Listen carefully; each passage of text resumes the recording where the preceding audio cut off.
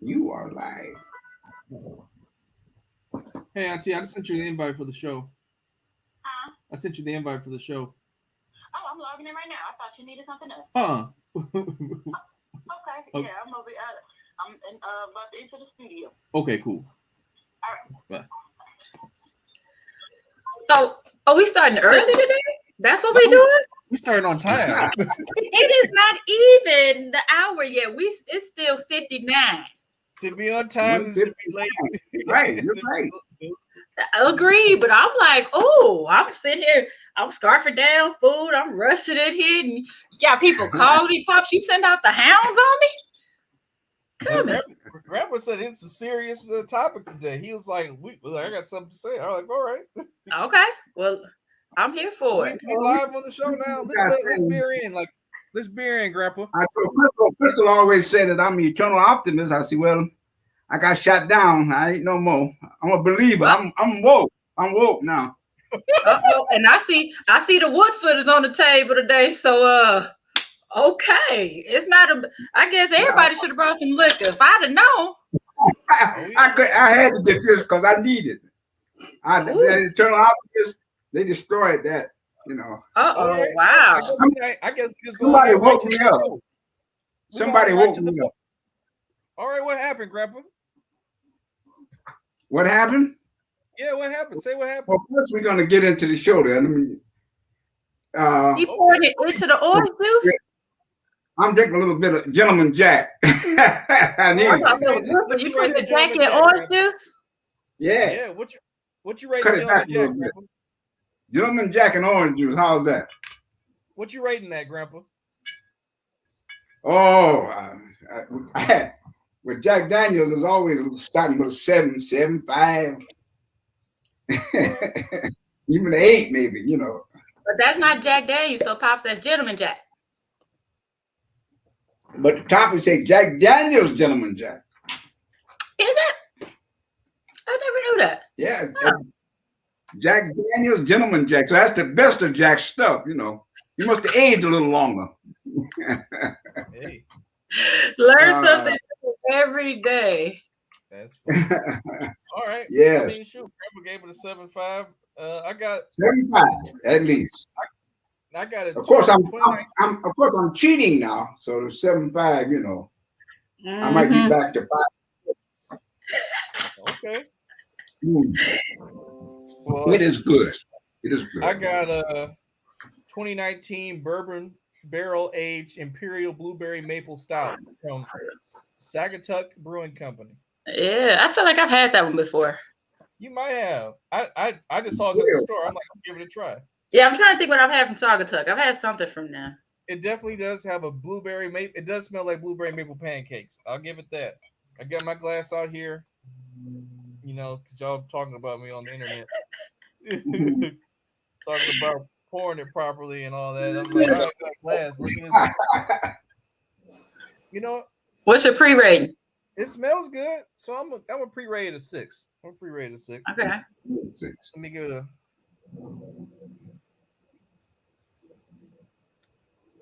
That's a good taste. It's sweet. It's not too sweet where it hurts your teeth, but it's definitely. It definitely you can definitely taste the blueberry. It definitely has a blueberry syrupy taste to it. Because it's a stout, so it's gonna be a little thicker. But it finishes just like syrup on waffles. Okay. So if you're like into breakfast kind of stouts, this is for you. I'll move it up to a 7. I mean, I don't really care for too many. I don't care for things that are too sweet, but this is good. So I mean, it's a 7. Okay, a 7 is super solid. I'm not a big fan of sweets, so yeah, that's why I feel like I've had things. I feel like I've had blueberry mapley something before. I feel like you have too. Like a part of me feel like in my mind. Yeah. Like I think I've seen you have something like this before on the show. What you got? I'm clearing out the fridge again. Got the Cashmere Hero by Revolution, the double dry hopped IPA, 7.8. It's funny because I remember liking this one, but I don't know what I rated it before, but I gotta say I love the color of it. How light it is. Seems like it's going to be refreshing, but smells yummy. Okay. I can dig Also, that. give you a pre, huh? Oh, just go for it. You know, Grandpa look like he got some stuff to unload. Yeah, I'm trying to get through this. This is a little sweet for an IPA, but I like it though. So I'll give it a 6.5. Okay. 6.5. Good taste. Very good. I like it. But Pops, I want to hear what's going on. Who woke you up? Since you say you woke now, what's going on? Well, I was gonna say, where is Freddie? He's logging in now. He didn't have the link. He was finishing up. Yes, sir. Okay. I just gave him. Because I was gonna say, that eternal optimism was shot down. My incremental change is like your husband said, ain't no change. It's a illusion that you think things are going to change, that you're progressing, you know. Mm-hmm. Now that's way out from what I said about constant incremental changes. Mm-hmm. But I was there was a parable by the minister, and he said we were like crabs in a barrel with the barrel master, he called it. He's calling the shots. The crab instead of constantly trying to get out of the barrel, but the barrel master is wise. So he goes into the bottom of the barrel and he gets a couple of crabs and he sits them on top, making you think that you can crawl out of the barrel. But what you don't know is the barrel master took those crabs out of the barrel and put them up there to give you the illusion that, we're going to keep on, we can make it, but you can't make it because the barrel master controls the barrel. So I'm thinking about my optimism, my incremental change. That's the barrel master working, making me think I can come out of that barrel, moving on up, coming out of that barrel, knowing that there ain't no out of this barrel, as long as he's in charge of the barrel. Now I got what happened, Pops? What changed? What happened? What made you change? The part that ain't go out, this incremental change I'm talking about, eventually we're gonna make it. But as long as the barrel master controlling the barrel, he gives you the illusion that you're gonna get out of the barrel when you know that them two crabs that's out of the barrel didn't get out by themselves. He put them on top to make you think you can come out of the barrel. But you're following me now? I am, but I'm trying to figure out what happened to open your eyes to what we've been saying all the time. Well, the parable of the barrel, the minister said it, Oh, okay. And he simplified it to the point knowing that as long as the barrel master in charge of the barrel, ain't nobody getting out. But there's an illusion that some of the crabs got out, but they didn't get out. He took them out and set them up there to make the other crabs thinking, oh, they made it, we can make it too, So that was me in that incremental change when I didn't, but to show that incremental change ain't gonna happen because somebody controls the barrel. Follow what I'm trying to say. So what I'm hearing is hush up, little boy, because I already know what you're gonna say. Hush up and let 91 have his moment. Hush up. Dominique, hush. I want to hear what he had to say. I had to apologize. Well, I'm not apologize, but I have to admit that my incremental change could go on forever and ever, but I can't come out the barrel because I ain't controlling the barrel, So all that thing I call was progress was an illusion by the barrel master. And until you get rid of the barrel master. Go ahead and say it. You're about to bite your tongue off not saying it. Go ahead and say it, sucker. Tastes like victory. Oh my God. I don't have to admit, I'm woke now. I'm woke now. Hey, we're gonna get Pops a shirt that says woke. My incremental change was he's putting a few up there that he took out the barrel, making you think that you can climb out because they climbed out. But they didn't climb out. He took them all from up there. So you got this illusion that, yeah, I can make it too. That's that incremental change I'm talking about, which can't be. Because Bell master control the bell.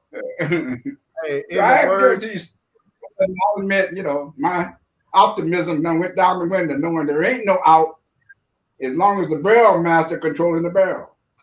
Now we can get to work. But in the words of a wise man that I know, my father, he would say, "There you go." Oh, God. That is what it said. There you go. Oh, there you go. Yeah, man. So what I also heard was Pops ain't listening to us young bucks. He had to hear somebody else say it. He like, yada, yada, yada.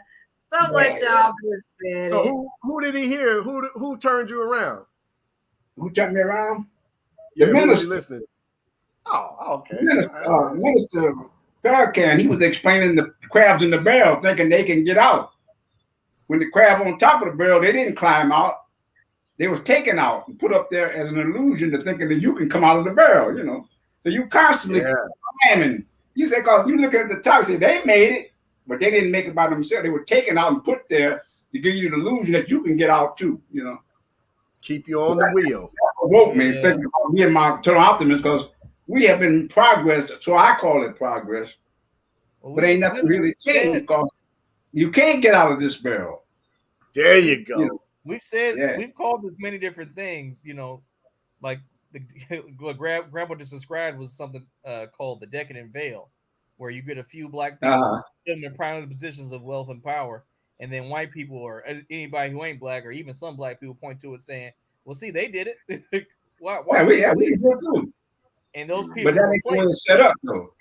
I mean, look, a good example is Reverend Al Sharpton. Dude has been talking about civil rights for years, and didn't he have like a show on CNN or Fox or something where they just paid him to be their token person? Like when something black happens, they trot him out. Mm-hmm. Yeah, pretty much. Yeah, that's right.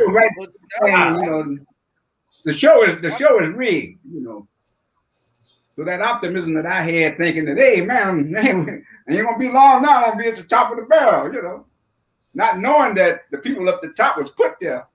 They didn't crawl out of the barrel. They were put up there. They make you think that you can crawl out, when you can't. Mm-hmm. And that was done by Minister Farrakhan. And explain why this thing that looks like progress ain't progress, Yeah. The reason why Grandpa wasn't paying attention this whole time is because none of us were wearing glasses and bow ties when we said these things to him. So, the message didn't seep through. It didn't come from a creditable source. You gotta have the proper apparel. Now, in our defense, he wasn't listening to the minister either, because the minister been saying this for decades. I mean, I'm partially influenced by the minister. But see, the minister, he simplified it for everybody. He put it to the thing where you keep talking about this incremental change. He put it to the fish barrel, the crabs in the barrel trying to get out, thinking that he see the one on top. I can make it too, not knowing that they put him up there to make you think you can come out. Grandpa, what you just said was interesting. Well, he simplified it for me. I got the whole picture now. There ain't no out of this particular barrel, as long as you got the barrel master in charge. So, Grandpa, what you just said, like, because I misheard you, because I know you said incremental change, but it sounds like you said incremental chains, and that could be a nice little I like it. But say that again now. I wish I could change the title of this show, but I can't now. But, he said it again, Joshua. Oh, you said incremental change, but I heard you say incremental chains.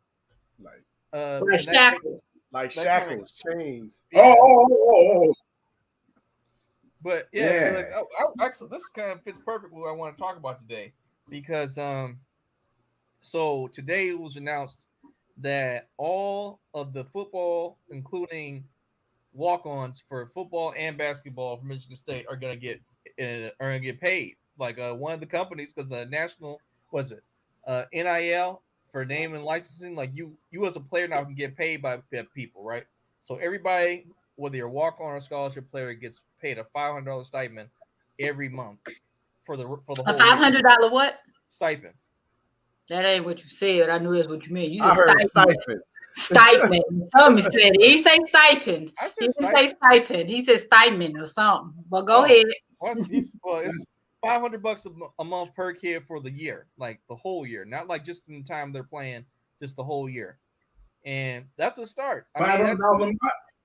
yeah, and already people That's are what mad. They're like, $6,000 a year every athlete gets, eh? they get $6,000 a year. Is that correct? Yes, Yeah. sir. Oh, that's great. That's great. Because Hey man, you I know- don't know everybody's final circumstance, but when I was in college, $500 extra a month was that helped you get through some times when you need it. oh yeah. I mean, I think that's cool. $500 a month, that's cool. But you know, There's no they're actual generating limit. billions of dollars. You're gonna have to No, come no, off some of that It's money. not from the school. It's not from the school though. It's from a mortgage company out here. One of the alumni owns a mortgage company, and he's like, "Hey, I was on the basketball team. I want to make sure my people taken care of." So I think Oh wow, that's hot. it's interesting that people are up. Some people like already people up in arms. They're like, well, "What about the other teams in the school?" And I'm like, "This is a private business or a private person Yeah, putting his money where he wants to put it." So if y'all so gung ho about it, the school actually has a site where it has all their athletes and all their social medias, so you can donate or offer any type of things to these people whenever you want to. Like there's no limit to what these kids can make. Wow. Really? People who right now, so say for whatever reason you wanted to sponsor, say, a volleyball player, right? And you have because it's not a game, like, hey, I'll give you X amount to wear my shirts before pregame warmups or whatever, as long as people can see it on TV. You can do that. You can find a kid, you can at them on their social media or send them an email. However, there's multiple ways to do it on the site for the school, at least in Michigan State. And you can contact them and say, hey, I want to sponsor you, and you can make whatever X amount of dollars you want. God, I wish I was playing now. And, They about to get rich, buddy. I mean, that's the thing. Like the name, the topic of the topic, but the title of this episode is "What is Fair?" Because people are already mad. Like, why is it only basketball and football? I'm like, this is America. Like, we've been talking about these kids deserve a chance to get what they want, and these particular players got what they got. I mean, it's other schools and other, like, for example, there's I think in California, there's a school. There's these two women's basketball sisters are getting sponsored for like over $1 million for I think like makeup products or whatever. Like, there's people are offering people money. Like, you have Master P son got $2 million. Yeah, like if you wanna sponsor somebody or help pay these kids, do it. It's right there. You can find whoever you want to find and offer them to do whatever. And if they accept, that's business. Yeah, Like, people are upset because they're like, well, it's not fair. Everyone should get paid. That's not how the world works.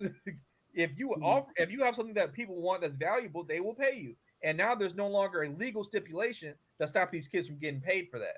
Wow. So that's just my opinion. Am I wrong for thinking that?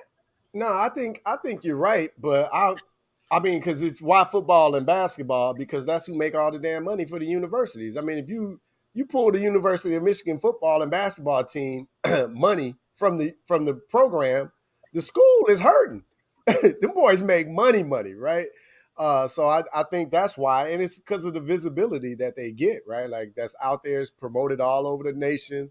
It's talked about in 24/7 sports rooms, blogs, podcasts, social media accounts. Like, they out there. Ain't nobody out here talking about rowing and you know, and volleyball, like, this, whatever. Like, it's the same argument that I make with women's basketball. There's probably some inequality in there, but it really comes down to eyeballs. If more people watch the games, then they would pay more to the players. They would just get more, right? And like my point I just said, though, the highest paid athletes that are looking to be right now are actually in women's sports, like individual sponsorships. Like I said, those sisters are getting paid millions of dollars.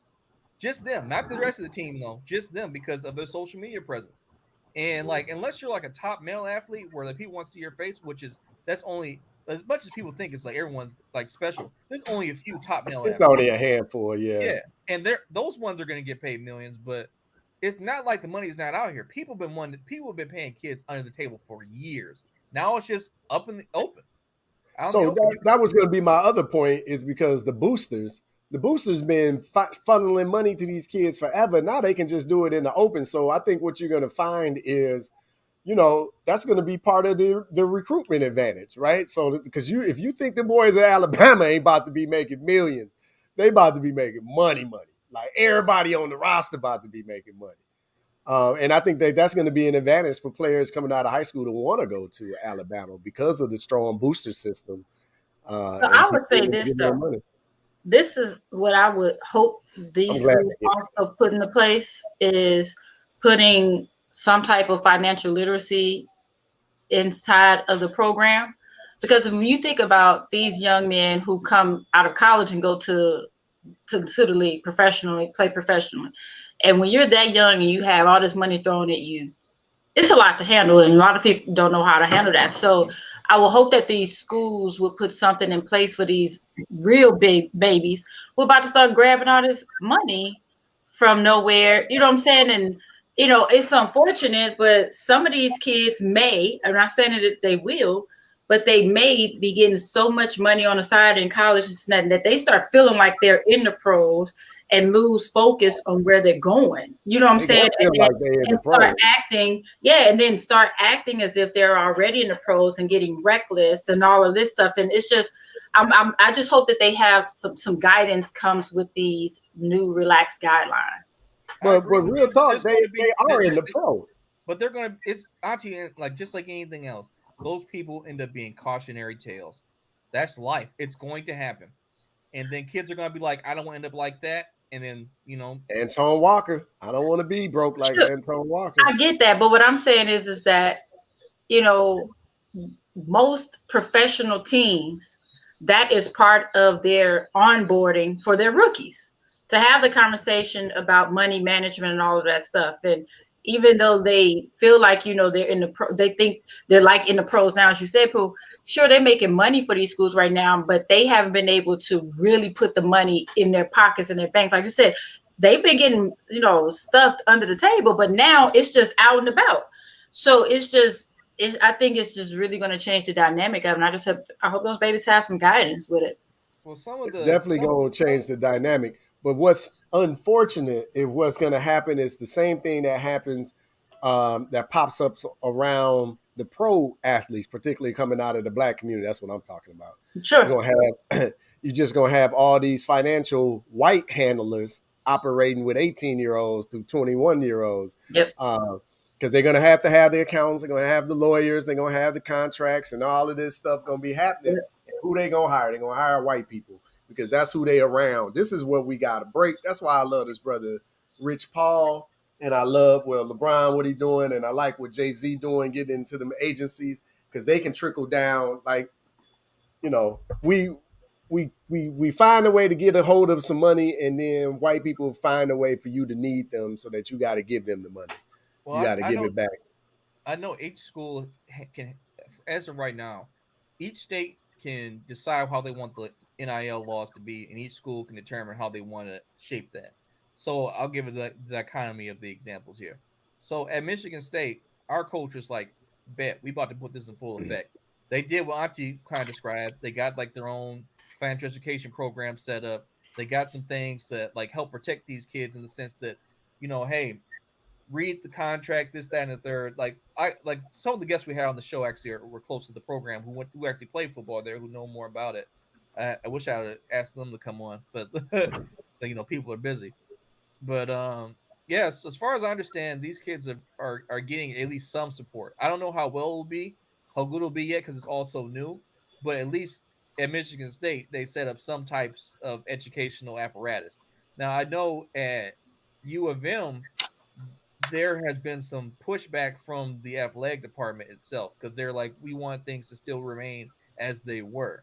There, and I'm not sure if that changed since since it's come out, but I haven't seen anything from their department talking about kids getting paid.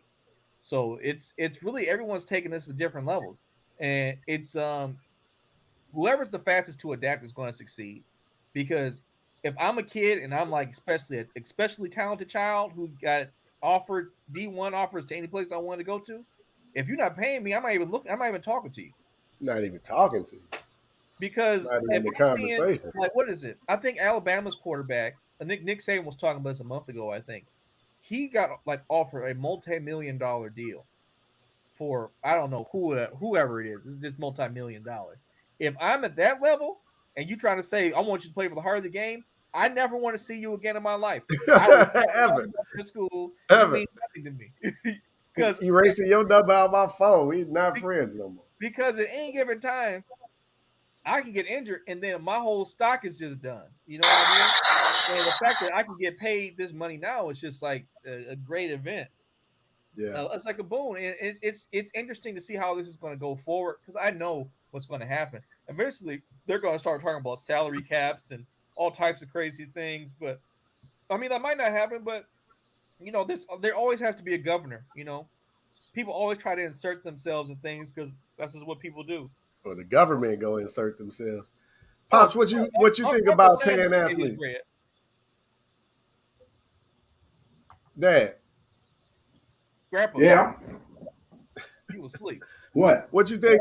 What you think about No, paying I was athletes? listening to y'all. Huh? What you think about What you paying say? athletes? What you think Yeah, about I paying think they athletes? deserve to be.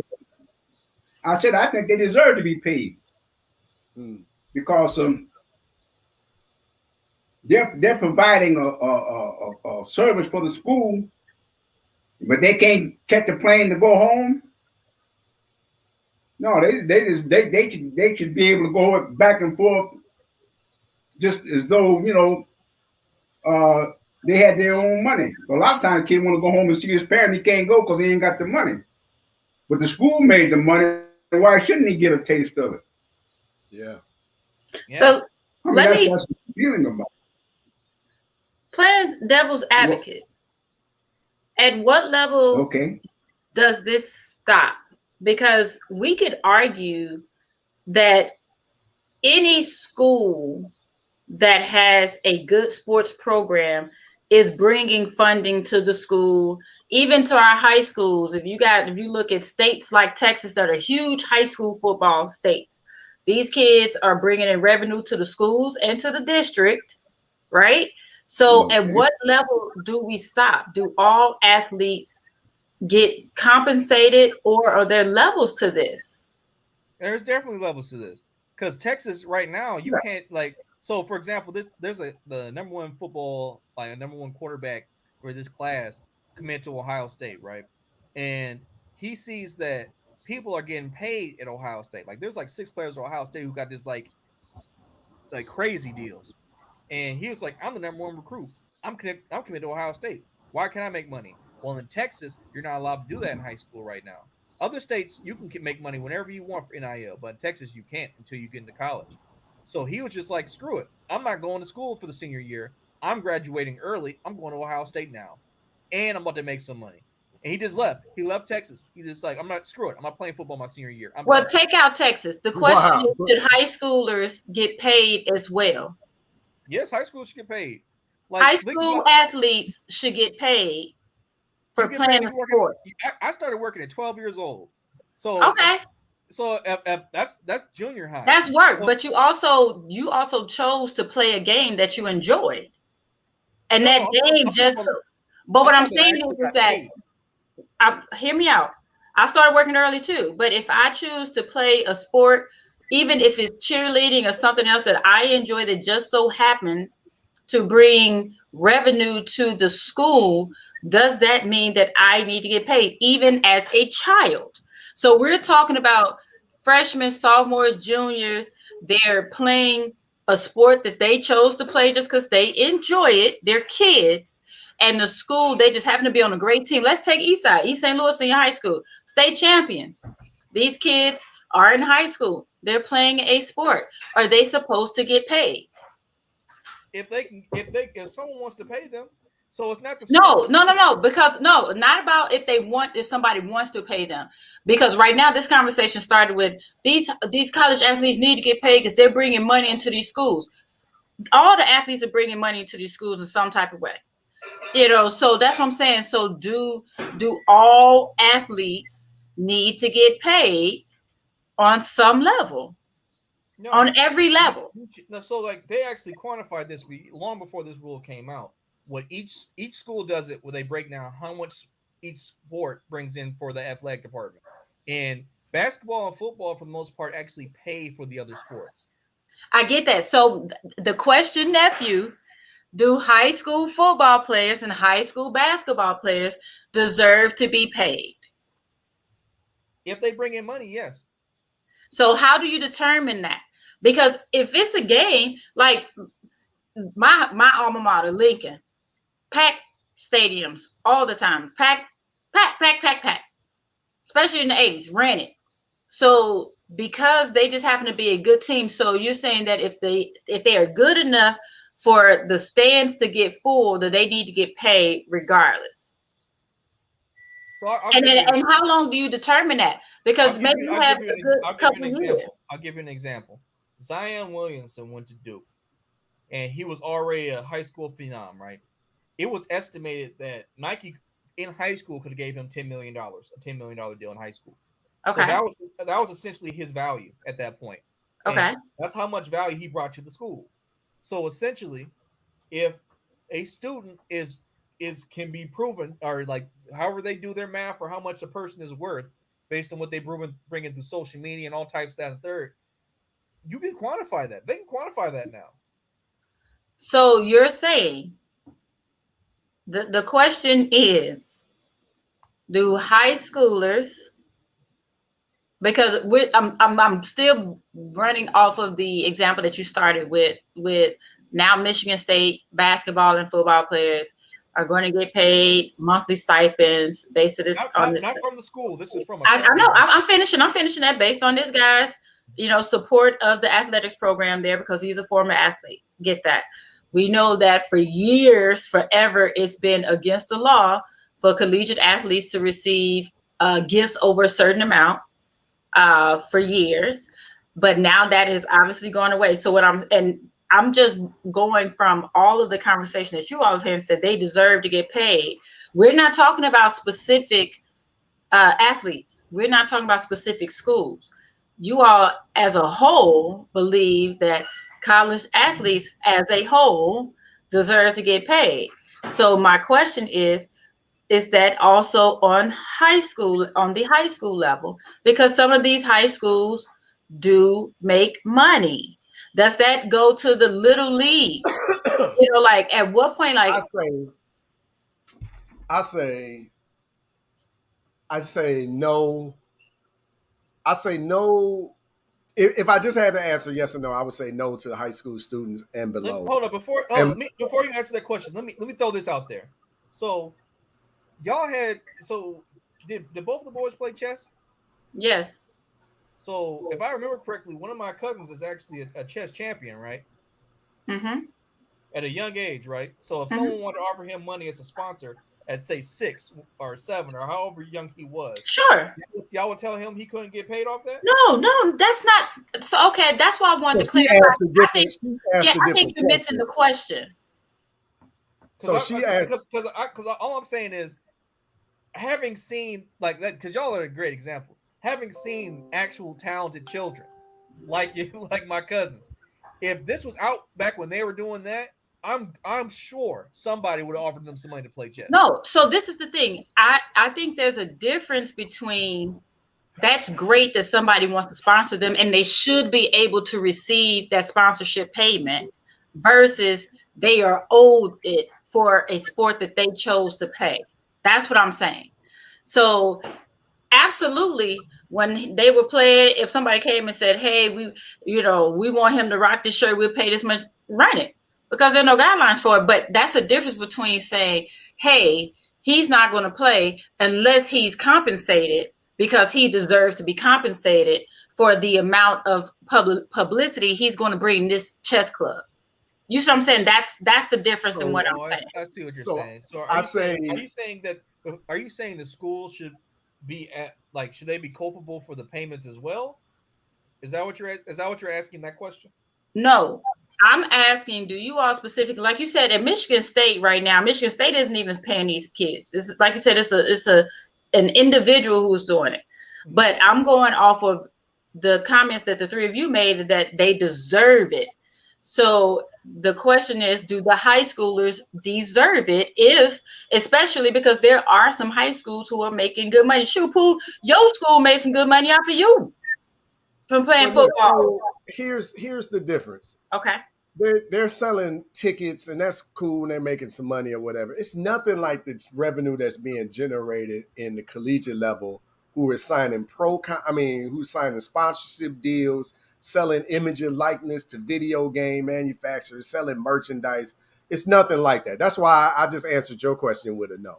But should anybody be able to monetize their reach, their influence? Yeah, absolutely. Like everybody should, So, but if in high school they start signing sponsorship deals and contracts and selling likenesses and all of that stuff, they start doing that, it's time to pay up. You got to pay up. I'm just saying, if you eating, and I ain't eating, something ain't right. Something ain't right. Yeah, I've always felt like they should be able to receive any gift that anybody wants to give them. I'm a firm believer in that. If I feel like you're good enough and you're going to be great and I want to be on your team and I want to slide some money your way, I should be able to do that. And you should be able to do it. I'll say this, though. They're going to have to start paying them AAU boys. Yep. What's AAU? I don't even know what it stands. That's like the travel sports league. They aren't affiliated. Travel basketball or whatever. Oh, okay. Yeah. They're going to have to pay them boys because they taking money. They taking sponsorship. Nike and Adidas actually own some of these teams. So it's not like they can't just do it now. Right. I mean, so those are high school players, you know what I mean? But y'all just out here on TV airing the games and replays and making money on it for decades and selling the images and likeness, man. Nah, cut the check. We don't want to be in your barrel.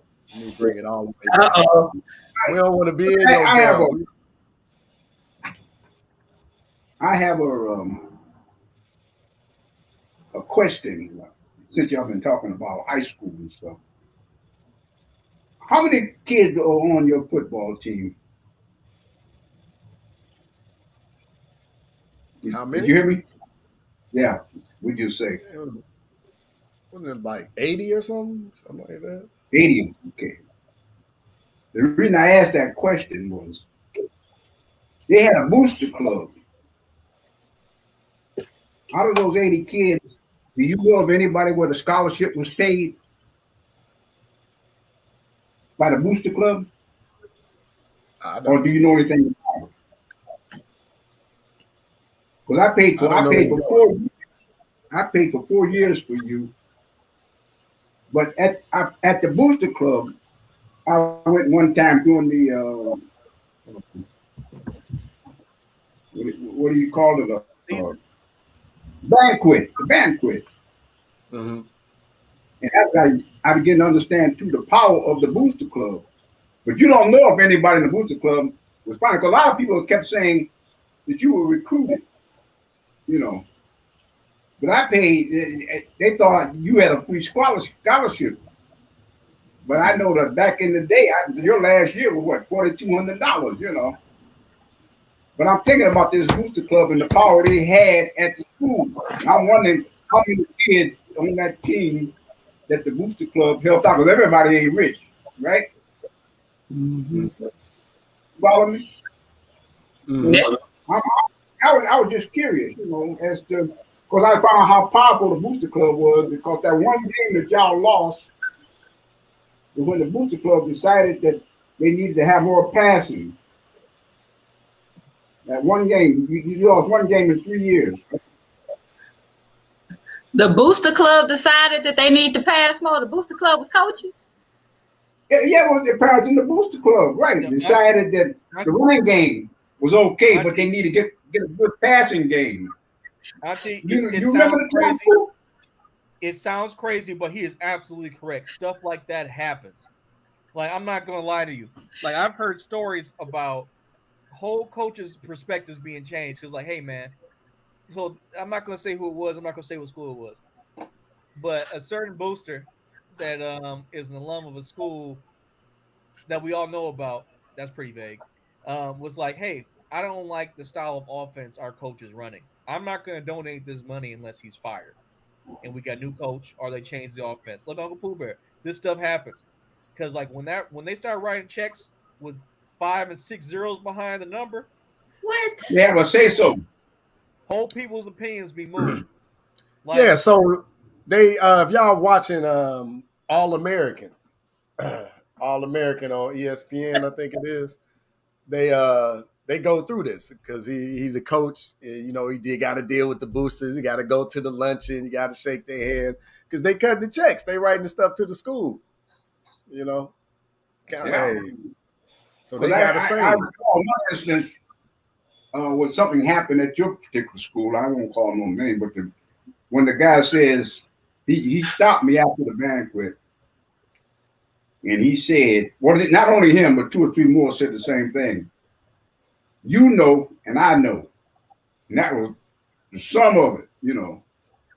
I think the wrestling coach, you know, and he gave you that statue. What did he say? I forgot this. I forgot. But it was Coach Rodriguez you're talking about. Huh? Coach Rodriguez, I remember. But anyway, I was just thinking of the money being given to the schools and the things, and if you ain't part of the inside, you don't never know what's going on. But I heard several times somebody say, "Well, you know, and I know." This like this. There was a black guy who was part of the booster club, you know, and some things that happened. I won't, you know, go into that over the years, but he did. He said, "You know, and I know." In other words, he said, "You know what's going on, and I know what's going on." You know. Let's keep it like this. So whenever any type of power structure happens, right? It's like anytime any major coach or anything changes, and then all of a sudden a school gets a major donation for like a new stadium, whatever. Some booster was just like, "Hey, y'all want this new stuff? We gotta make a change." It happens. Oh yeah. Like, for example, this dude who's donating this money, he's not donating, but basically paying the football and basketball program. Last year, he gave the athletic department $31 million. Tell him I can play basketball. Not great, but I need him to up that 500. Then he chill right. Just all rip. That's like trash. Like people can get paid. Like there's a reason why like a certain wing of the stadium is the Irvin Johnson and Cookie Johnson wing of the stadium. Because Magic Johnson dropped $8 million on the school, the athletic department. Like so alums can just do whatever. Boosters and alums can do whatever they want. We need at least 2,000. Wait a minute. So hold on. No, let me need a living wage. Let's think about this. How many football players or how many basketball players are there? Well, in the team, I don't know. For total, maybe like 150. Total. Yeah, 150. Yeah, so it's like 900. It's like so that's dang near $1 million that he giving. That's how much. If he did $6,000 a year for 150 athletes, that's $900,000. Yeah, that ain't shabby.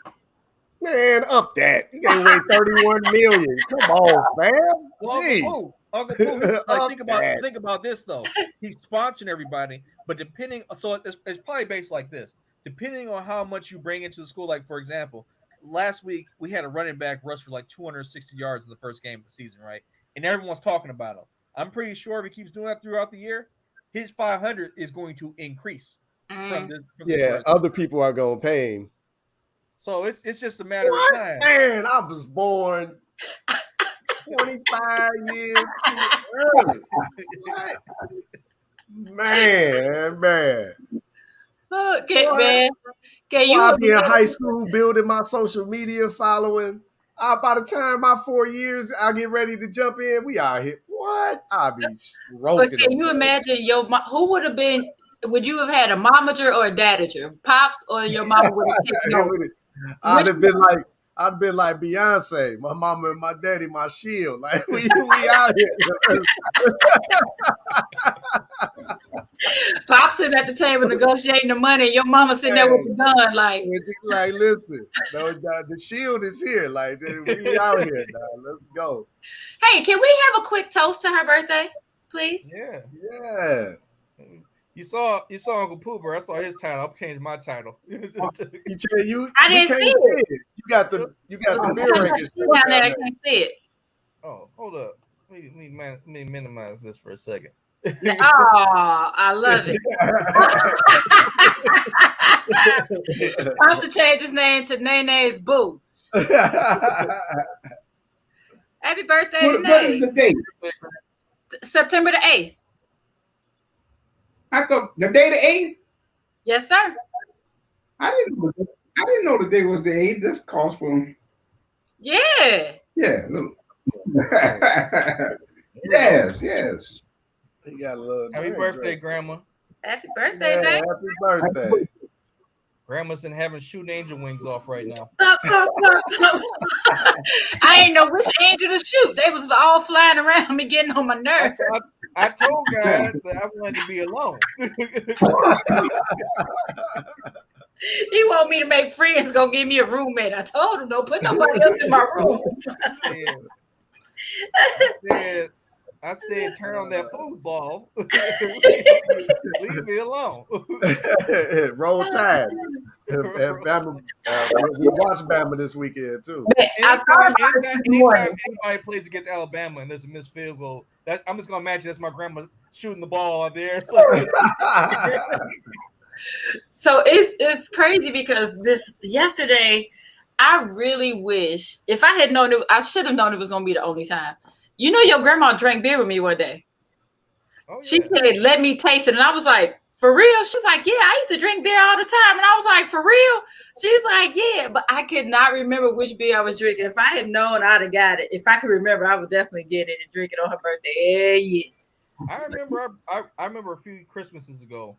I had brought over, I think, some Crown Royale to the house, and Grandma's like, "Let me try some of that," and she had a little stuff, a little glass. She was like, "Whoa." And she just kept drinking out. Man, it was, it's always funny when you're a baby. You grow up and see your grandparents like do stuff that's like, because when you're a little kid, like your grandparents like deify, like they don't drink like sinners. Like they don't do any. My grandkids would not think that. Like, they don't do any of these things. What are you talking about? Like the first time I heard my grandmother cuss, I was confused. Like I didn't know that words like that could come out. My grandkids will not feel like that. It's a glitch in the matrix. Whatever. Yeah, like it stopped. Like like time stopped. Like I thought it was a movie. Like what is going on? This isn't what grandparents do. Man, look here. I already had to have a conversation with my kids to let them know that whoever they with, they gonna have to just warn them about their mama. Like, look, she got a foul mouth. She gonna cuss like that in front of the kids. It just is what it is. They gonna have to learn how to deal with it because that's just who I am. You ain't even tell the truth. See, whenever we bring nephew's son around, you be all sweet and everything. Like right. Y'all don't talk too loud around the baby now. That's because he not mind to corrupt. Give it next time I see him. Oh, it's on. So this is the thing. This is what I've already decided is going to happen. Time out. Are y'all coming for Thanksgiving? We haven't decided yet. We haven't talked about the holiday. You guys got to come for Thanksgiving. You know why? Why? Dad finally agreed to come. See, nephew. Okay, let's just put it out there. I haven't seen my family for a holiday since 2018. Oh, so, and Thanksgiving used to be the holiday that we would go on my side because we would always spend Christmas all the way through New Year's with the Taylor side. Right. So, I don't know. We got to talk about it, but I haven't spent a holiday with my family since 2018. That's fine. I was just making. Well, my side, I should say. I was mainly making a joke because Dad will never be coming out for like. No, he does not. So I was just like, "Oh shit." He must approve of the house. Yeah, actually came by the house. He was surprised. I was surprised at how well he took it. When are y'all moving? So we're waiting for the fence to be done. So hopefully next week or so. Yay! 2 weeks at the soonest, probably. Nice. But Yay. we did get the household, so we got that time period now before we got to go in town. We got to get out. So Okay. Congrats. Congrats on all of that. but man, it's Mhm. man, it's wild, man. Thinking about the fact that you just tell that story about grandma drinking beer with you and stuff, and it's just to think about it. It's remember like it's just so many stories and things to think about with that. What about you, Grandpa? Now that you know it's the 8th, how do you feel, Grandpa? I hear you, but I don't hear what you're saying. What you say now? I said, what do you think about today? About today? Yeah. Mm-hmm. I'm trying to get it today. You say what do I think about today? Now that you know it's Nene's birthday, what do you think about it? How do you feel about it? Oh, how do I feel about it? Yeah, I mean, I was surprised because I didn't know the day was the 8th. I thought the day was the night and missed it. I saw the 9th or something. But today is the 8th. Yep. Yeah. Yeah, well, I feel, it's kind of difficult to say. We all got to go, but I would have preferred that she went later than earlier, But at my age, I'm following suit.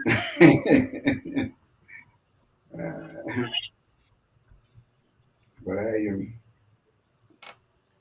I wish she could have been around longer. Let's put it like that. What's one of your favorite stories or favorite memories about her?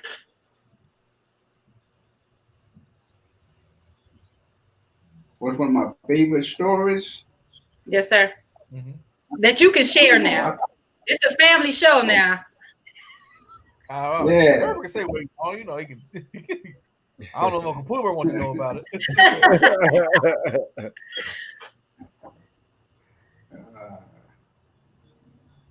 I don't have no favorite story. I guess all the stories in a way would be favorite. I don't have a favorite story.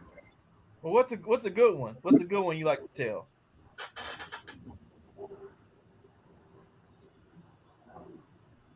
Well, I don't know. I would just have to pass on that.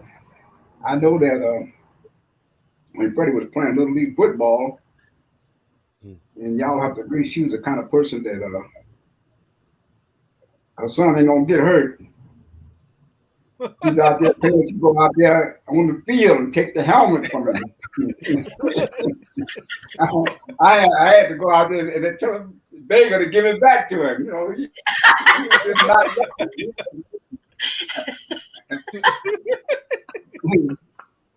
Yeah, but that was her show.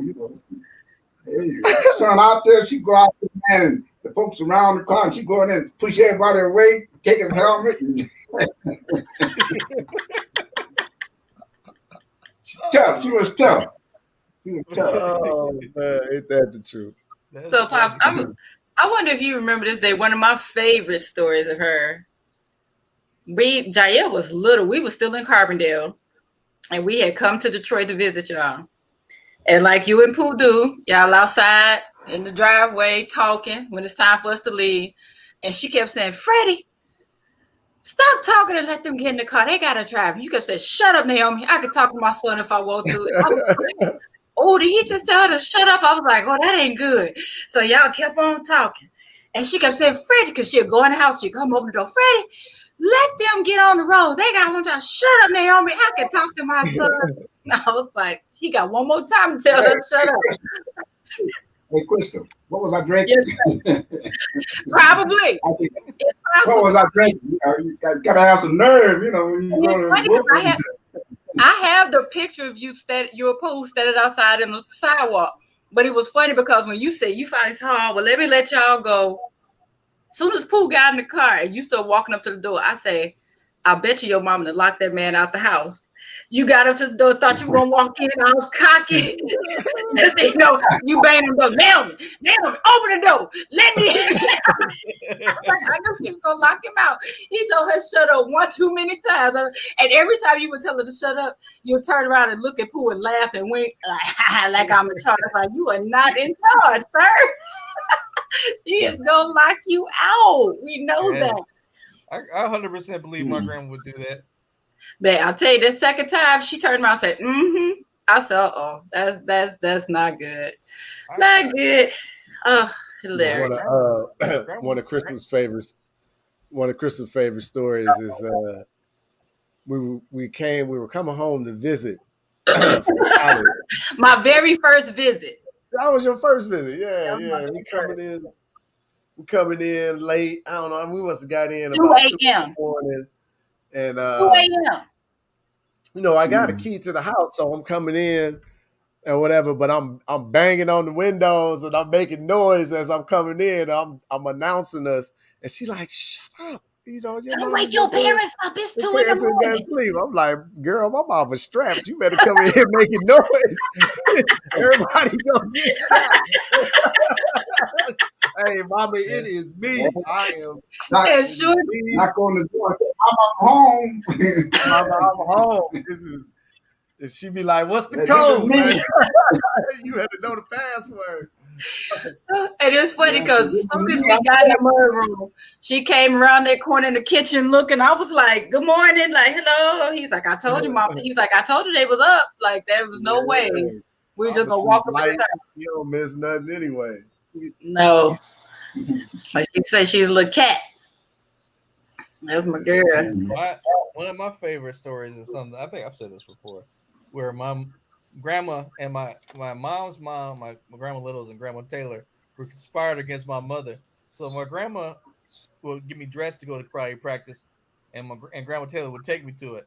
And one day, I don't know, I forgot what this particular part of training was called, but Master Liz, whatever, was like punching people in their chest, whatever. I guess to build strength. And Grandma saw him do that to me, and she'll just like, "Oh no!" Like, this is your last day of karate. So she never told my mama that she stopped taking me. But she kept taking the money my mom was giving her for the class. Oh. And every time we would go to we'd go out to eat or go to Toys R Us or something, spend that money. And Grandma Taylor told Grandma Littles about it, and she was like, "Oh, that sounds good." So like, my Grandma Littles would wash my karate clothes and everything, and like I was doing stuff. And this went on for months. And Mom was like, "Show me how to do some karate." And I'm just like, the Power Rangers. I'm doing stuff like that. And she was just like, "It doesn't look like karate, but I mean, maybe he's just a little kid. He doesn't quite know how to do it yet." So then one day we came home early, and we didn't know my mama got off work early. And Mom was like, "Why are you home early? Aren't you supposed to be in karate?" And that's when we finally told her. And she was like, "Well, where all my money go?" And Grandma was like, "Well, he had to eat, and everything." The jig was up. It was hilarious because, like, they, you know how grandparents are, like, you shouldn't lie, but they steady been telling this lie for months, and it was just so funny. My mom would talk about that to this day, like she won't get that money back. They used to crack us up. So it's funny because, like I said, we always would go to Detroit for Christmas so we could stay through so the boys could stay through the New Year, because we were lucky if she let us stay until my birthday. She would literally kick us out. She would say that the boys couldn't have no fun with us there. Y'all should go home. Go celebrate your birthday with your friends. Go home and get out so these grandbabies can have fun. And we just be gone, and they come back whenever they felt like coming back, as long as they were back before school. And the funny thing, it's so much stuff in this house that she just unpacked from your house, Pops. I'm like, "Ma'am, stop cleaning out your house to my house. We got chairs from the courtyard." That's gonna be you, Auntie Crystal, one day too. I know. When your boys move out, because that's what my mom would do over here. My mom would be bringing stuff in my room over here. I got a key to how I could bring it over on one. She'd be like, "Well, I looked at it and this made me think of you, so I just wanted you to have it." Like, so those cloth, they used to be a service that those cloth baby diapers, Yeah. right? And then you put them out and get clean. My mom kept them, and it was just like, well, I just kept them for you in case whenever you had a, you had a baby, you could just have them or whatever. And I'm just like, mommy, you They kept use cloth diapers. diapers for 30 years. But you know what was cool was when we had Jael, and we still have it downstairs. Your grandmother gave me Pooh's Winnie the Pooh baby mobile for his crib. We Wow. still have it. Yeah. So some things like that are cool. I ain't gonna lie, I still got I got their first haircut. I got hair. I got all types of stuff on my kids. That's because older moms are witches. They keep stuff like that, so you act up like, I'm gonna put this somewhere, and you won't talk about your mama. Say something bad about me. You wonder why you can't eat spicy food no more. Mm-hmm. Yeah, I tell you, the stories, the memories, and the good times. I know I say that in jest about the witches thing, but I do remember like being on grandma's house, not feeling well, and seeing her crush up pills and put it in orange juice. Look here, and nothing beats the WD-40. Nothing beats the WD-40. She'd be like, my knees, so let me go get that WD-40. Like, what you need WD-40 for? I put it on my knees. I was like, oh, your shoe? Yeah. I feel better. I was like, all right. If you say WD-40 words, then I'm going to believe you. I got eczema, so I can't use it, but I'm going to believe you, though. It's hard to discredit some of those old-timey remedies. I mean, like, grandma lived in the 80s. You know what I mean? Like, we talk about all the stuff we eat, all these chemicals we eat in our food now.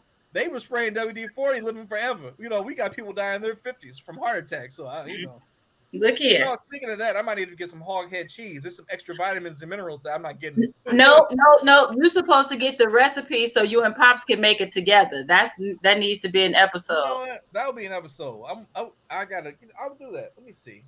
What's a good day? I might take up all Thanksgiving week just so me and Grandpa might do that on one day. Oh man. Yes. Now, Grandpa, gonna need some help right now. Because the only thing I can remember is grinding up the hog head. Yeah, we're gonna whatever. get some. I'm not on that committee. I was about to say your baby boy is not on that task. He is not grinding up no hog's head. We're gonna get some hog head. It ain't no scenario on earth where that happens. So if we make hog's head cheese, y'all gonna try some hog's head cheese? I doubt it. I feel like I've had it growing up, but I was a kid. You used to eat chitlins, so I don't know how you gonna be bougie about hog's head cheese. I eat your grandma's chitlins. You never had my chitlins, somebody. That's how you know I love you. If I make you some chitlins one day, you can be like, "Oh, this lady wants something." Give me some A5. Oh my! That steak that your dad didn't remember even eating. Yeah. Give me some of Dad's throwaway memories. Hey, you know what? Dang it, man! I hope hog's head cheese is easy to make because I know it's gonna be upsetting to make. I don't think it's gonna be easy, nephew. Let's see about this. But easy is not a word I think I would choose to describe on making hog's head cheese. It doesn't. It don't even look easy. It look like it's a whole bunch of everything in there. It just seems like you're making bologna or sausage. Would you Google it something? Yes, sir. I'm looking up the recipe for it. What did they say? There are a lot of different recipes. A little spice or something. Right. Some of them look like a doggone mold of pate or something. That's part of that fancy new age stuff. That's what I said. That ain't just the look of this. So you need the ingredients: vegetable oil, 3 pounds of pork shoulder, some onions, some bell pepper, celery, minced garlic. This don't sound right. Parsley, basil, salt, black pepper, Cajun seasoning, pork stock, unflavored gelatin, and some water. Does that sound right to you, Pops? No, only thing I remember is the hog head.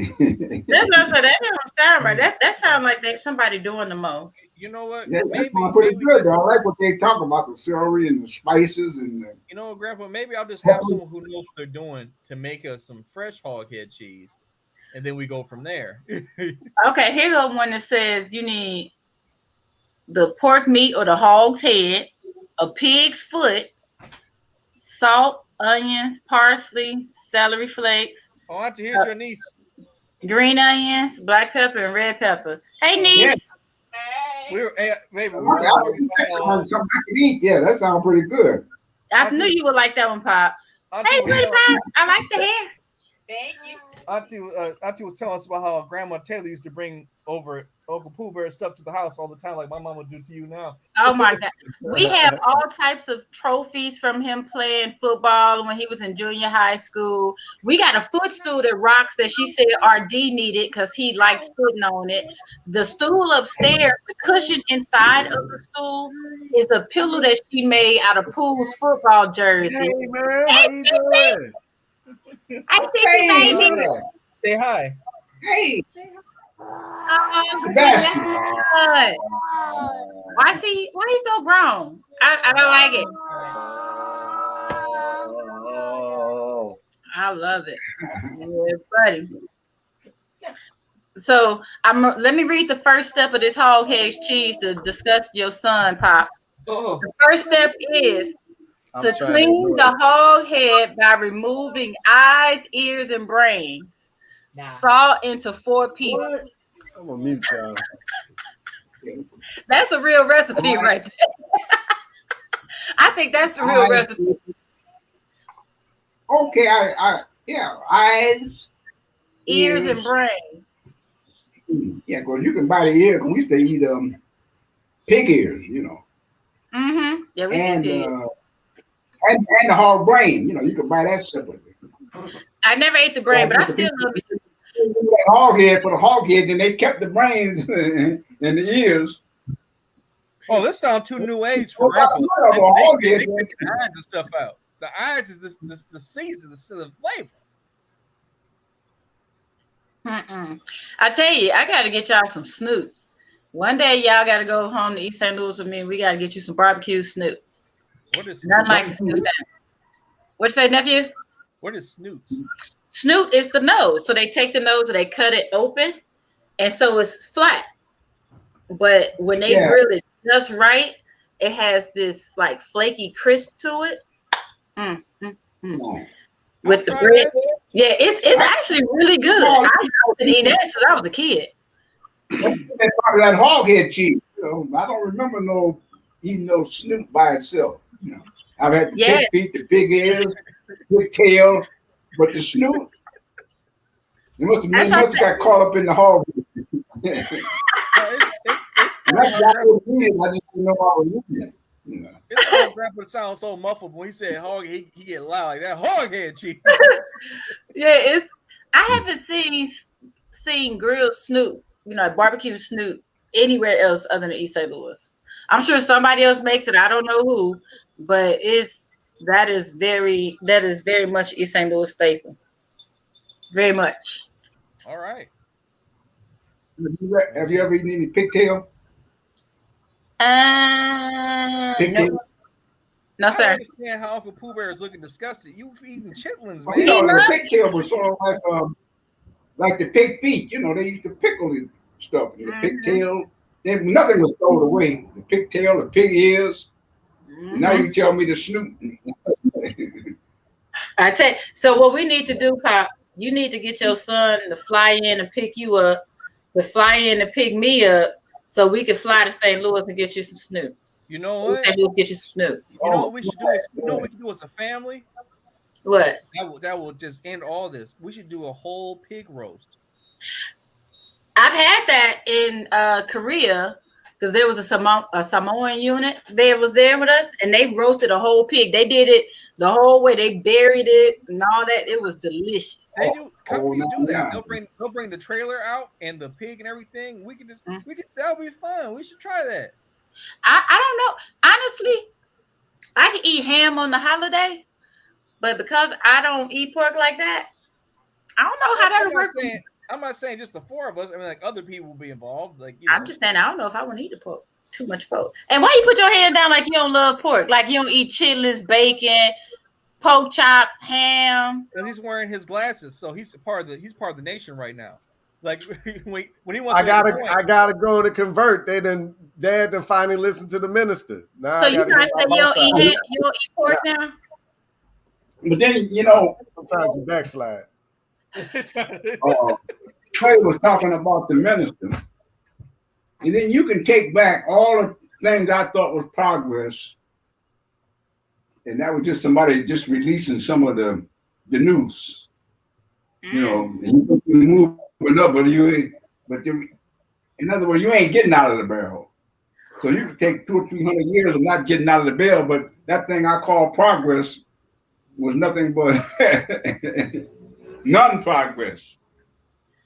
Nephew, you got to get one of those graphics for the virtual hat, the virtual African hat from Thanksgiving, because Pop need it right there. Man. I wonder how we could do that. What you could do to put that up, because that would be hilarious. Dad did the 3. He did a 180, a full 180.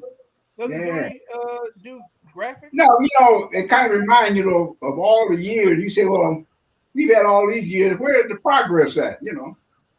But I call it incremental progress. Get my cousin do that. How much he charged? There was nothing about it that was progress because we was in the barrel. We didn't control the barrel. How much my cousin charged for graphics? I'll use that as a tax write-off for the show. I was looking to see how you can even throw it up, like how on Zoom you could put a reaction up, but I don't see anything on here. This brand, what is brand? Mini Bubble? Logo? I think it might be logo. I think that's only you have that there. So if I take logo off, I think we can add, I don't know how you would do it overwrite somebody's face though. That's like if you could just do it in the top left corner or something like that, like boom, meaning that they killing it right now. Right, let me see. So how do I put this somewhere? So but you can't choose where it goes, huh? Oh, it says solo layout. No, that's grandpa's. All right. See, we learned. It only needs to stay on him anyway, because he don't want to be dropping bombs like that. Your uncle that playing with virtual backgrounds. I see him changing. No pyramids for you, sir. Nah, you need a green screen on this one. I have to figure it out. I'm sure we can. I'm sure it's a way. Yeah, that'd be dope. That'd be green screen. Uncle Pooh Bear, if you click settings, there's a green screen option. Yeah, I don't got no green screen though. Oh, dang. Well, anyway, as always, I gotta get back to work. As I'm not like y'all, I'm not free yet. But as always, I'm happy I get some time. Dang, Grandpa, I be saying funny things all the time, but that was the thing that was hilarious.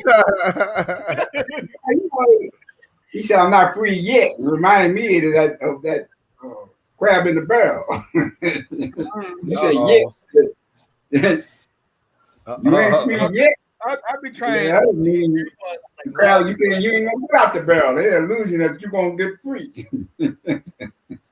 Grandpa said, "I'm never gonna be free." He laughed at me. Y'all saw that? My grandfather said, "I'll never be free." He laughed at me. That tickled him. His grandson's failure tickled him. I want y'all to understand. My grandfather's, he's laughing about it now. he's like silly Negro.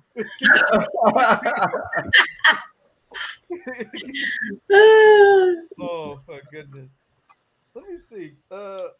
It's almost end of. So wait, what are you guys gonna do for in the summer? Any plans before we wrap up the show? End of summer? Yeah, it's like a month. It's 2 or 3 weeks away. Nope. Just keep working and building. That's about it. I mean, now that y'all got the jab, I mean, y'all ain't gonna be outside waving hands and all that stuff. It's funny. Today I had to run to the city to see my nephew, and I was laughing, and I was surely thinking like, I don't even think about having the shot. To me, it doesn't matter. I am still masked up, sanitized, jailed up. Like there's no difference.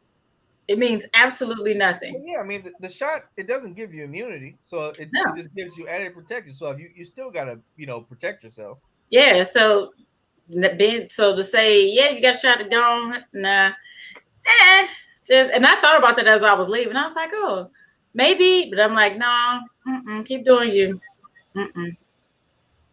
Well, No. what you want, Blueberry? You got any other backyard barbecues that's gonna make you get the re-up shot coming up? Right. You need a third shot. He was just invited on Monday too. I was, yeah. I didn't go. Nah, I ain't got nothing planned, man. We're not going nowhere. I gotta wait my weeks, right? I gotta get my immunity first. I'm double vaxxed, but I ain't seasoned. Ain't seasoned yet. Nah, I was gonna say, yeah, I ain't got nothing. Hey, Grandpa, you got any plans before summer's over? I might I'm on call this weekend, but we play at noon, so I might drive down over there for Saturday and watch the game with you. If you got time for me, because I ain't free like y'all is. So. Who's playing on Saturday? Alabama. Bama playing again? Everybody. You know he talking about Michigan State. No, I'm like, okay. My question, Michigan. okay. He said Michigan played that. Who did Michigan State play? We playing Youngstown on Saturday. That's Youngstown. Oh, yeah. Okay. Who else playing? Dang. Playing Youngstown. I think the big game, Ohio State and Oregon playing. Yeah, Ohio State and Oregon playing. Oh yeah. Oh no, that's a pretty good game there. Thanks. So question: who is going to be a good match for Alabama? Because watching them play, it's only fun like the first half of the first quarter because they just beat people up. Like they play Mercer this weekend. I have a 3-week rule. After the first 3 weeks, we kind of understand what people are. Meaning? So they beat up in Miami last week, but Miami had like 5 of their starters out, plus 3 kids who were sick. So they had essentially 8 people out. So they probably wouldn't have beat Alabama anyway, but they may have put up a better fight. And for me, like after you're like normally the first week of the year, I kind of just like give you a mulligan on that because people are just, you don't know what people are yet. You don't know what you have. And I always say the 3-week rule because after about 3 weeks, you are what you are. I mean, you can get better. And at 3 weeks, you get into your conference play. Yeah, like that's pretty much it. Like you get a couple. It's like preseason, even though everything counts college football. But you basically get a couple games to figure out if you're going to be a good team or not. After that, you are what you are. All right, next 5 games. They're playing Mercer, Florida, Southern Miss, Mississippi, and Texas A&M. They'll beat all those teams. Exactly. They'll beat all those teams. Alabama. Yes, sir. Oh, okay. That's what I say. It's like watching their games. It's like they're not even fun because they just beat the dogs too out of folks. During the regular season, one game a year that Alabama makes them look mortal, and it's normally to a Mississippi team. So if they play Ole Miss or something, we might see. If they play Ole Miss, did you say they play Ole Miss? No, they play Mississippi and Southern Miss. Oh, if they play Ole Miss, then they might. Oh, yeah, they are playing Ole Miss. They're playing them October 2nd. And it's gonna be in Alabama. When they play Ole Miss, that might be a good game. Ole Miss has a good quarterback. You looking for a competition for Alabama? You better watch the SEC championship game, and then better tune in for the playoffs. And even then, they might win by 40. So it's so unfair what they do to people. Hey, it's so unfair. Are you saying it's unfair the team my grandmother blessed with her presence with? Look at it. It's like there's no Grandma, chance. Hey, Mama just turned the show off. Like what? Hold up. It's like hey, grandma only supports winners. Okay. Reasons off the winners.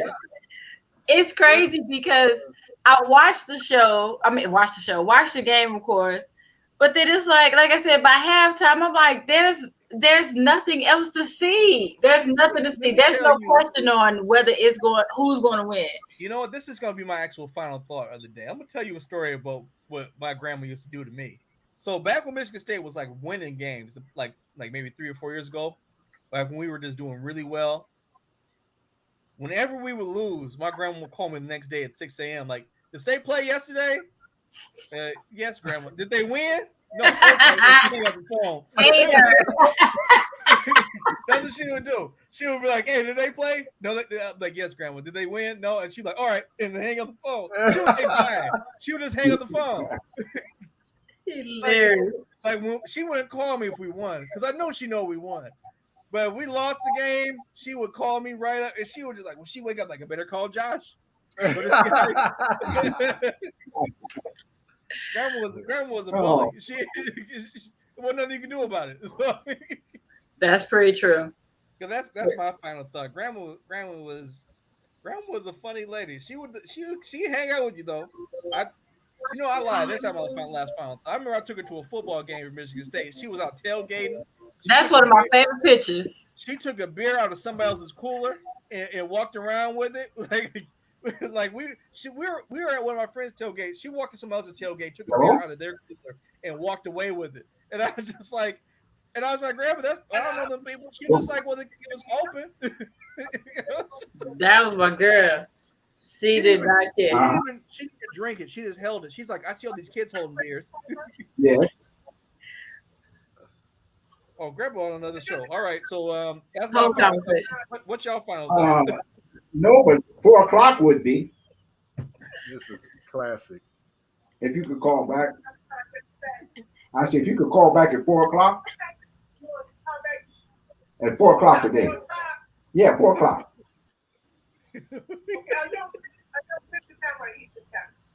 Eastern time. I'm in Michigan. Yeah, 4 o'clock. Eastern time. Okay. The reason I asked, we close at 4 and open back up at 5. But that's so Central time. Oh, well, it's Your time will be good. at 4. No matter why you ask, girl, you still gonna be on the clock. I said, will you call it 4 or is that too late? All right. Hello. We can do 4. Oh, okay. Okay then. Very good. Thank you. That's all she had to say was okay. The best. Very good. That lady said Sarah Reese, I'm asking because we close at 4. He's like, well, it's This 4 was o'clock. No, she said we close at 4 Central. Central though. So she's an hour behind. So she said call me at 4 Eastern. Ma'am, it don't matter. You still got an hour's worth of work to do. So call them back. Auntie, you're not supposed to hear that. You're not supposed to hear that. That's one of Grandpa's. You gonna call me at 4? That'd be 4 Eastern. That'll be 3 Central, wouldn't it? Yes, sir. Right? Yes, Okay, sir. so she gonna call me at 4. Yeah. She was from the University of Alabama. I've been involved in they're trying to figure out. I think I might have mentioned it to you about why black men have more strokes than anybody else. So I've been in this program since 2005. So twice a year they call me up, and ask me some questions, and checking my memory, and everything like that. And this is one of those calls, So it's just a few minutes they call, give you some questions, see if you can remember. Like they say, I'm gonna give you apple, orange, and grape, And then when they call back, then when they ask you the question, you remember the grape, but you forgot the apple and the orange. That's what that was about. They're just checking me. See how fast I'm deteriorating. Stop saying that, Pops. You ain't deteriorating. You ain't going nowhere. Wait a minute. So I don't know. you tell me Grandpa just assigned an experiment. He's like, yeah, going back.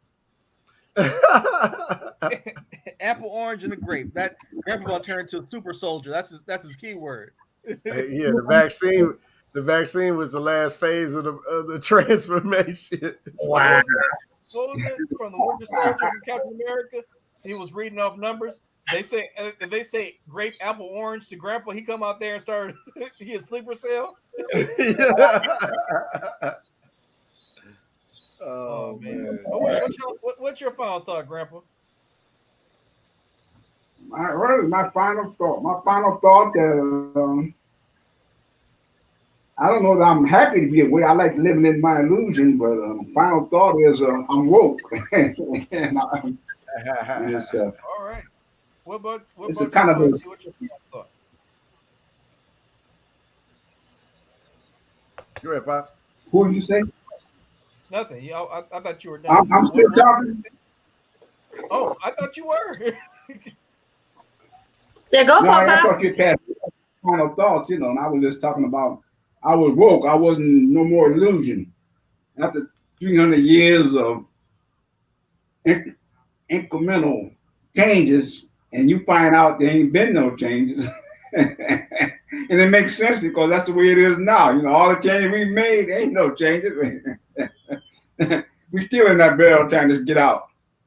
And the people that got out didn't get out on their own. They were put out there. Oh well, that's the way it goes. That's the way it goes. When it's Well, not appeal and you cook it crumb. what's your final thought? My final thought is that I'm happy that Pops is woke, but I don't want you to lose your optimism. I love your Well, optimism. I don't want your light to be dim. I had no choice but to lose my optimism. I thought I was climbing out. Come to find out there ain't no optimism. Ain't no optimism there. I mean, like, because I just think about one of my Facebook posts. I said that I was trying to balance realism versus optimism. And I think that there is a balance. But I've always lived to optimism. So I look forward to it still being brought in. But I'm glad also that you have been enlightened to see that this thing is not all it's cracked up to be. So, but what I would say is my final thought is that I've enjoyed y'all so much today. This just has been a great show, a great week, and shout out to the ancestors. Shout out to the ancestors. Yeah, I would say shout out to the ancestors. Happy birthday, mama. But man, I am reading this book called To Be a Slave. And it's like, man, this is heavy. So it's a bunch of stories told by people who were enslaved, right? So whether they were recorded in the 1700s or the 1800s, and like it was some children involved too. So it's like, man, I don't know. It's like it's like the most sobering book like I think I've ever read. Like I don't know. So we're gonna have to do something. I'll have to bring it up next week. We can dig It's into it. called the what? To Be a Slave. It's on Audible. I don't know. We got the regular book. Oh, if you had an Audible, I was like, you can just gift it to me. I can listen to it at the same time. Yeah. I wonder is it on Audible. But I don't know. Like it's just a real easy and short read. But it's man, just hearing them stories and them talking and just telling it from their perspective. Man, these people sick, man. It's like these people are sick. The stuff that they was doing to these people, it's crazy. And then, who is Larry Elder? Larry Elder said, everybody talking about paying reparations. Do you really want to have this conversation? Reparations need to be paid to the slave masters who lost their slaves. If you talk about it typically, that made me mad when he said that because I'm like, you do know they paid the slave masters. they paid them, though. Yeah, they paid them. But here's the thing about having stupid people that vote for you. He know damn well that they got paid. He's not a dumb guy. Candace Owens, they not stupid. They know damn well that they got paid. But they also know that the truth ain't got nothing to do with voting and influence. So I don't know, man. I didn't mean to get all the way in there, but it was just, man, this book is like real sobering. It's interesting. Good read. Well, as always, I'm happy to see my family. Happy birthday again to Grandpa Grandma who's in the upper room. Right? The upper room. And of course, it's nice to reminisce. It's easy to my mom's mom, my grandma Little, she passed away when I was 11. And I try to remind, like, whenever I think of her, I try to remind myself of her voice so I don't forget about it. So it's one of those things where it's nice that other people also remember someone that we're talking about, like Grandma Taylor, because like you all have different aspects of her that I didn't know, so it's easy to keep her fresh in my mind. But only really me and my mother have memories of my grandmother outside of like older relatives. So it's harder to try to really hold on to certain things. So it's just nice. I won't get too heavy on anybody, but I appreciate it. Yeah, that's good. So it's interesting. Last thing, and I'm gonna going through my Facebook memories from 20. Let's see what year is this? 2017, 2019, 2017. So the interesting thing about today is that it's always, for the last 11 years, has been an interesting day because it's also my cousin's ancestors' day. So my cousin, what is Ancestors Day? that's the day they became the ancestors. So my cousin passed away 11 years ago today. I'm sorry. I thought it was. I thought it was a holiday I didn't know anything about. No, so and that's what makes me feel better about losing someone, right? It's like that's the day they became the ancestors, and so a couple years ago in 2017, my Facebook memory shows I wore my beard socks. So it's funny, and I said it just because we're on the beer show today, and I wore my beer socks on this day, and I said my heart is heavy today, but I choose to celebrate and live life. So I just think that it's crazy how the circle comes all together, how we're drinking beer together today. I'm not wearing beer socks at work, wishing I was drinking, celebrating my loved ones, and I get to drink beer with my loved ones and celebrate loved ones. So it's a great thing. And I love y'all. That's my final thought. I'm grateful for all y'all. Love you too, Auntie. Oh, we love you too. Shut up. Shut up. Oh, hush. I'll let you guys go. I know I got myself muted on a meeting I'm supposed to be in. Oh, okay. We'll let you go. Let's see. Hey, Freddie, stay on a minute after you close out. Okay. I'm just gonna close myself out. Y'all can keep it. But Left your time to live. Oh yeah, I am. Okay. All right, love you guys. All right, love you too, baby. Have a great day at work. Yeah.